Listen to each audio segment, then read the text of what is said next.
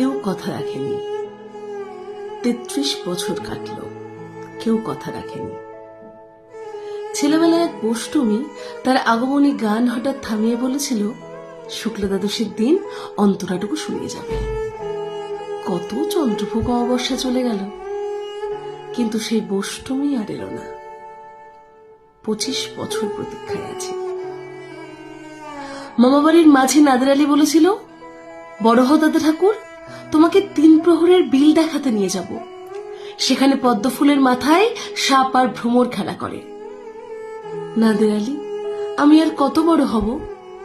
আমার মাথায় ঘরের ছাদ ফুঁড়ে আকাশ স্পর্শ করলে তারপর তুমি আমায় 3 প্রহরের বিল দেখাবে?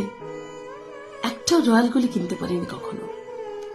লাঠি লজেন্স দেখে দেখে চুষেছে লস্কর বাড়ির ছেলেরা। ভিখারির মতো চৌধুরীদের গেটে দাঁড়িয়ে দেখেছি ভেতরে রাস উৎসব। অবিরল রঙের ধারার মধ্যে সুবর্ণ কঙ্কন পরা ফর্সা রমণীরা কত রকম আমোদে হেসেছে, আমার দিকে ফিরেও যায়নি। সেই রয়্যালগুলি, সেই লাঠি লজেন্স, সেই রাস উৎসব আমাকে কেউ ফিরিয়ে দেবে না। বুকের মধ্যে সুগন্ধি রুমাল রেখে বরুণা বলেছিল, যেদিন আমায় সত্যিকারের ভালোবাসবে সেদিন আমার বুকেও এরকম আতরের গন্ধ হবে। ভালোবাসার জন্য হাতের মুঠোয় প্রাণ নিয়েছি। দুরন্ত ষাঁড়ের চোখে বেঁধে দিয়েছি লাল কাপড়।